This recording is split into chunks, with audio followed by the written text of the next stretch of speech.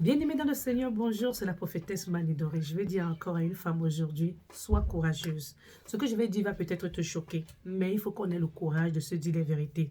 Je vais te dire une chose qui va te surprendre. Il y a beaucoup de solidarité entre les hommes. Les hommes s'entraident, les femmes, elles sont jalouses. Vous savez pourquoi? Quand tu vas voir ton pasteur, il écoute tout ce que tu es en train de lui dire. Au lieu de te dire la vérité, il te tourne, il te tourne. Oui, viens ma soeur, on va prier. Et après, tu vas voir même ton mari se moque encore de toi que tu peux avoir le pasteur là, pourquoi? Tout et tout. Ma chérie, il y a la solidarité entre les hommes. Il y a des prières que des femmes sont en train de faire. C'est comme si elles se perdaient le temps. Et alors les pasteurs, certains hommes de Dieu, certaines femmes de Dieu également sont même dans le coup. Elles ne vous disent pas la vérité. Je vais vous dire une chose qui va vous surprendre. Les personnes du monde de ténèbres ne se trahissent pas. Les personnes du monde de ténèbres ne se trahissent pas. Quand tu vas lire dans le livre d'Apocalypse chapitre 2, on te dit qu'il y a des gens qui prétendent d'avoir la foi, mais leurs racines sont connectées au monde des ténèbres. Tu vas être surprise. Mais il y a des hommes de Dieu, il y a des femmes de Dieu qui parlent de Dieu. Parlent de Dieu. On vient les expliquer les problèmes. Et tandis que leur base, leur fondement, c'est le monde des ténèbres qui est le diable. Je dis ça pourquoi? Ouvre tes yeux très bien. Tu vas vers ton pasteur, tu expliques, ou bien même un homme de Dieu, tu vas, tu lui expliques ce que ton mari est en train de te faire, des atrocités. Il te dit que il faut pardonner et il te dit également que reste. Et toi aussi tu restes. Tu perds un enfant, tu perds deux enfants, tu perds trois, tu restes. Je demande, toi-même tu ne connais pas lire la Bible. Ok, quand je vais parler comme ça, les gens vont se demander que pourquoi. Le Seigneur nous dit que quoi? Il y a 7 choses que l'Éternel déteste dans le Proverbe 6. Vous savez, quand le Seigneur nous dit que mon peuple périt faute de connaissance, il nous dit ça pour des raisons. Alors, je vais parler à une femme aujourd'hui. Ouvre ta Bible. Si tu vas ouvrir le Proverbe 6, verset 16 à 19, je vais te donner les caractéristiques de ce que Dieu, le Créateur, déteste. Donc, si tu étais allé rencontrer un véritable homme de Dieu, il va te dire que quand l'homme s'attache à la femme, les deux deviennent une seule chair. Et les deux là, en étant une seule chair, vous devenez un esprit. Donc, toi qui es là, tu ne peux pas comprendre que le Seigneur te demande que si une partie de ton corps t'empêche de le louer, coupe, tu jettes. Moi, je viens te dire aujourd'hui que beaucoup de femmes ne se rendent pas compte qu'elles sont dans ce mariage. Elles ne sont pas dans ce mariage à deux. Tu es la locomotive de ton mariage, tandis que l'homme est là. Il dit qu'il est le chef de la famille, mais il ne fait pas ce qu'un homme doit faire dans le ménage. C'est-à-dire, pour certains, ils vont te dire que j'apporte déjà l'argent, c'est tout. Le reste, c'est comme si c'est déposé sur ta tête, toi seul. Je demande, tu es devenu quoi? Tu es devenu quoi? Même quand nous, là, on fait ce qu'on fait là, on fait beaucoup. C'est toi qui es devenu la maîtresse. C'est toi qui es devenu l'avocat. C'est toi qui es le docteur de la maison, l'infirmier de la maison. C'est toi qui es le maçon de la maison. C'est toi qui es le cordonnier de la maison. C'est toi qui es la couturière de la maison. C'est toi qui es tous les rôles là. C'est pour toi seule la femme. De la cuisinière jusqu'à nettoyer, jusqu'à la bonne et tout, tout cela c'est toi. Et en plus, tu es même encore très indépendante, tu es toi qui apportes tout. Et on va venir te dire que quoi? On va venir t'insulter. L'on va venir te critiquer, mal parler de toi, aller dehors, raconter des mauvaises choses, c'est-à-dire ton homme ne peut pas te valoriser. Je vais dire à une femme aujourd'hui que, allons lire ce qui est écrit dans le Proverbe 6. Verset 16, il y a 6 choses que hait l'Éternel, et même 7 qu'il en a horreur. Les yeux hautains, la langue menteuse, les mains qui répandent le sang innocent, le cœur qui médite les projets iniques, les pieds qui se hâtent au courir du mal, le faux témoin qui dit des mensonges et celui qui excite des querelles entre les frères.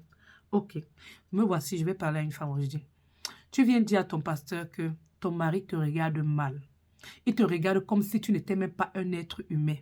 Le pasteur te dit qu'il faut supporter parce qu'il y a les moments difficiles dans la vie. On te dit qu'il y a 7 choses que l'Éternel déteste. Ok. Le mari te ment. C'est-à-dire, il parle même encore dans sa propre famille, il parle mal de toi. Dans ta propre famille, encore, il parle mal de toi. Donc, finalement, dans ta famille, dans sa famille, il parle mal de toi. Tu ne sais même plus où tu vas te mettre. Tu ne sais pas même avec les amis avec qui tu dois marcher parce qu'il t'a déjà parlé, il a déjà parlé mal. Tu te couches encore au lit, tu dis que tu dors avec lui. Tu dors avec qui? Tu dors avec qui? Alors, je vais parler à une personne aujourd'hui pour que tu puisses comprendre que la décision te revient. La décision te revient. Personne ne va te dire ce qui est à faire. Mais c'est toi qui vas décider ce que tu veux de demain pour toi. Pourquoi? Parce que beaucoup de femmes sont en train de ne pas se rendre compte qu'elles vont perdre le paradis à cause de la personne à qui elles s'est attachée. Quand tu t'attaches à une personne qui est impure, la personne te rend toi-même impur. C'est pour cela que le Seigneur nous dit que si tu veux le suivre, tu vas porter ta croix, tu vas crucifier ta chair. Est-ce que tu es prête à crucifier ta chair? Est-ce que tu es prête à dire que je me sépare de ce qui va m'empêcher d'entrer dans le royaume de Dieu? Tu t'es marié avec cette personne, tu ne savais pas qu'il était comme ça. Après, maintenant, tu te rends compte qu'il est comme ça. Tu penses que tu vas élever les enfants dans quel genre de milieu? Tu vas élever les enfants qui vont apprendre uniquement à mentir. C'est-à-dire, tu vas élever les enfants qui vont également te regarder comme ce que le papa est en train de te regarder. Est-ce que je peux parler à quelqu'un aujourd'hui? Est-ce que je peux parler à quelqu'un? Je parle à quelqu'un pour dire que il faut, à un moment donné, il faut prendre le recul. Tu te regardes, tu te demandes, qu'est-ce que je veux pour ma vie? Beaucoup de femmes sont en train de se rendre compte que tu élèves toi-même les enfants, après tes propres enfants te manquent le respect. Parce que qui est dans la maison pour présenter aux enfants le type de comportement qu'ils doivent afficher envers la mère? Je parle à une personne aujourd'hui. L'homme ne te respecte pas dans la maison. Tu penses que les enfants vont te respecter? L'homme te bafoue, il t'insulte, il te dit n'importe quoi. Je veux demander à une personne, comment est-ce que tu attends? Vraiment, je vais vous dire une chose. Quand tu lis la Bible de 2 Timothée chapitre 3, le Seigneur nous dit que dans les derniers jours, il y aura des temps difficiles. Le Seigneur nous parle des personnes auxquelles on doit également regarder si ces personnes-là ont ces caractéristiques et s'éloigner de ces personnes. Pourquoi quand tu vas à la Bible, tu vas lire ta Bible, tu vas même voir l'homme de Dieu, la femme de Dieu, il ne te donne pas les passages bibliques. Il ne te dit pas que va lire 2 Timothée 3, va lire Galates chapitre 5, va lire 1 Jean chapitre 3 verset 10. Il y a les enfants de Dieu, il y a les enfants de diable. Le moment où tu t'es attaché avec une personne qui appartient au monde des ténèbres, bien-aimé dans le Seigneur, je te dis, tu es dans ce mariage tout seul. Pour lui, il est là pour capturer sa proie. Il n'est pas là pour faire de toi une personne de valeur. Un homme qui veut te valoriser, tu vas sentir qu'il veut te valoriser.